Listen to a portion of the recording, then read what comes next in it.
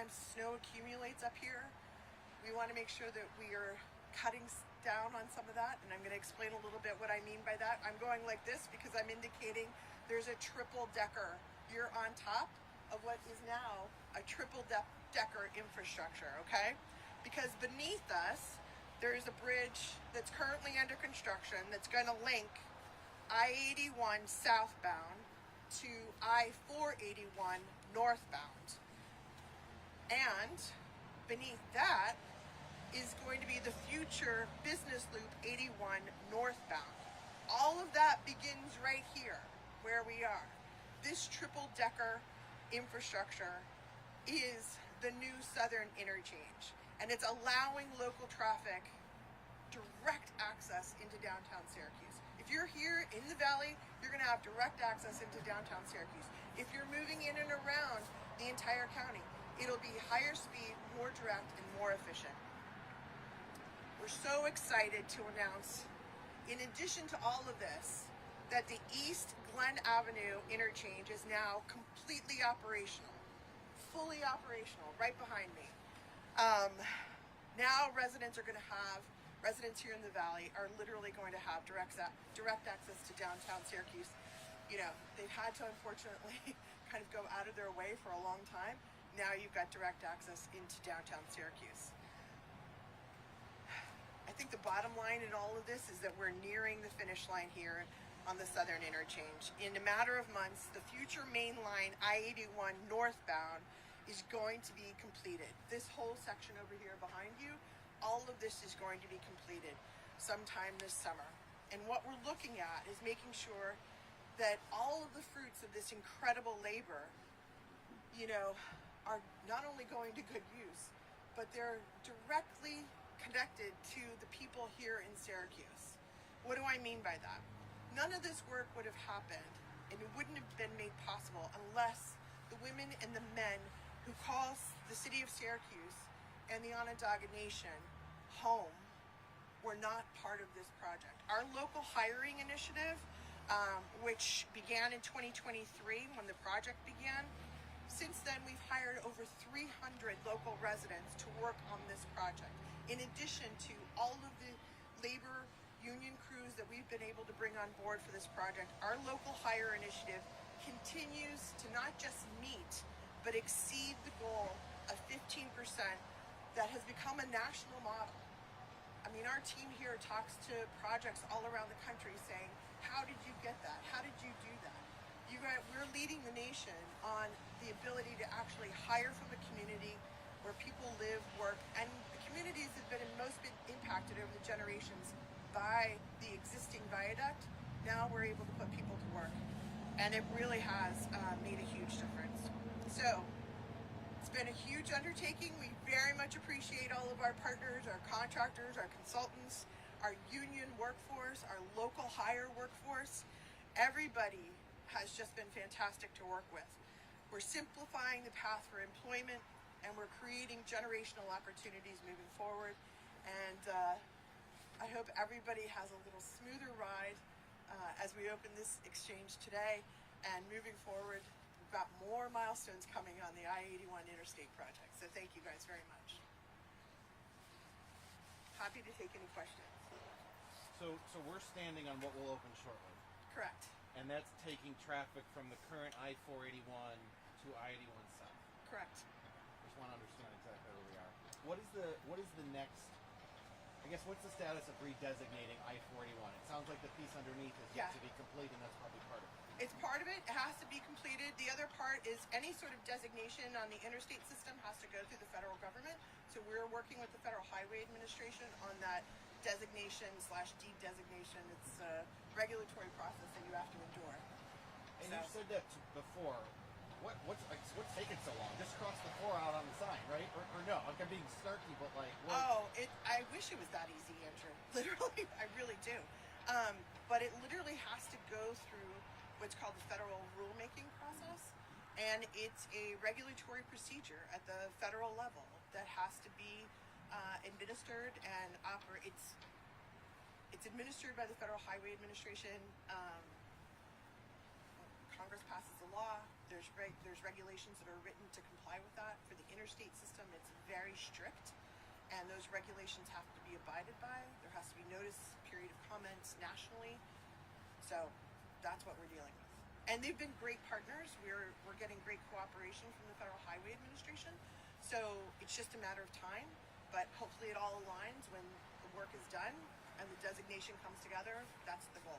Chaos in Washington not affecting that process? This is a procedural issue, so no. I'll keep going. Commissioner, it seems like a lot of work has been done in the winter months, which traditionally is kind of shut down for Yeah. the winter. Can you talk a little bit about the ability to get some of this work done even through the winter months? I have to say it's a real testament to the folks that are doing it, because we've had some bitter temperatures this winter in particular.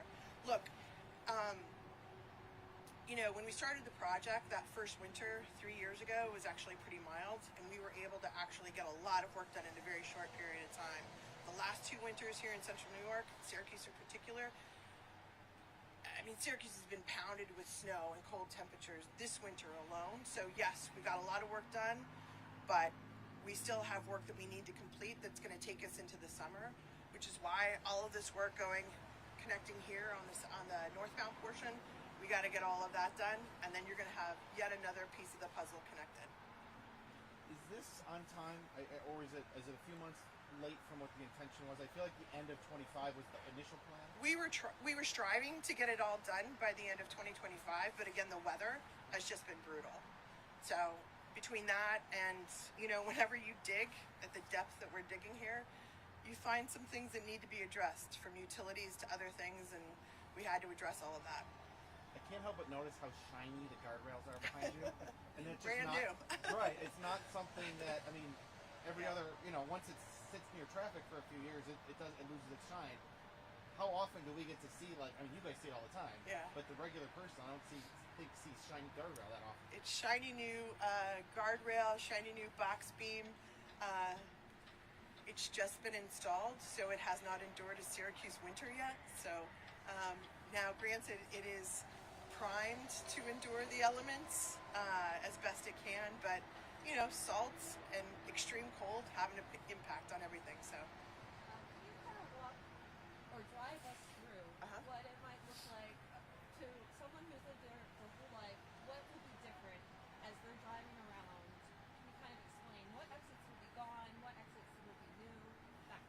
there's a whole series. So just keep in mind, I'll do my best and then I'll turn it over to Betsy. But I think the most important thing about today's announcement is, instead of having to go through a detour coming north to south, you're going to be able to have a direct high-speed connection from the northern part of the county straight down south, right? That's the easiest thing. The other thing is, with the new exit on Glenridge Road, you're going to have direct access for people in the valley straight into the city of Syracuse, and you don't have to do this loop that you would have had to have done before, right? You don't have to go north to come south to go east. How's that? And soon you're going to have a more direct point here to go directly north or east. Hopefully we'll get all that done this summer. Maybe you mentioned this earlier. Remind us when this was shut down for work. When did this start? It started about 3 years ago. Yeah. Yeah, this was the first part of the project that we started to work on. So if you remember, I actually remember coming down and we were just starting work. So that interchange down here, straight behind me, this ramp that comes up onto Glenridge Road, that was all cut off. You couldn't access it, right? Couldn't get to Loretto from there. It's been closed for a while. So we did all the work with the interchanges here, the roundabouts, the traffic is moving. So our whole intent, as I said, it's a puzzle piece. So every time we shift traffic in one direction and we complete a section of work, we're shifting traffic again so that we can complete another section of work, and in the end, it all ties together. Since this is nearing its completion, it looks like it's kind of always been here this way, right? But I just want to remind people kind of how complex Yes. shutting down the old system, designing, and then building this. Yes. And if you get a chance and you can lean over, you can see. Don't lean over the guide rail, even though it's shiny and new. But I'm just saying, you'll see the complexity and the 3 layers of what we're talking about, so that the movement of traffic is indeed complex, but you can do it. You're not going to be inconvenienced, and traffic can truly move. And why is that so important? Because when we go to take the viaduct down in the city of Syracuse, people need a fast and easy and accessible and efficient way of moving in and around the city of Syracuse. So we're building everything on the outside first, so that those interchanges and access points are available. And then we go into the city of Syracuse and start to work on the streetscape and bring down the viaduct. But when we do that, people have ways of going around the city that are efficient.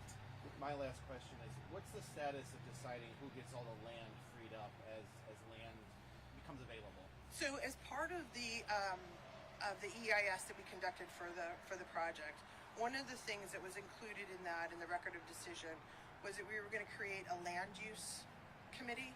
And so we're undertaking that process right now. The goal is to make sure that we get a number of folks, relevant stakeholders as part of that to help do it. But to tell you the truth, none of those decisions will actually be made until after construction is completed.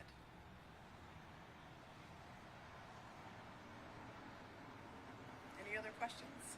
Are you going to cut the ribbon for traffic to start? Nothing so formal, but we'll certainly give you guys the ability to be the first out there. Are you going to like wave the cars in? Yes, we're going to do I don't have any racing flags, but no racing. Speed limit only. Anyway. Speed limit is going to be 65. Yeah. We've designed the bridges to accommodate speed limit of 65. And so it really is a higher speed access point. So, all right. Thank you guys very much for coming out. I really appreciate it. Thank you. I just want to tell you how to get up there. Okay. Have you looked ever? Come look and see though, really quick, so you can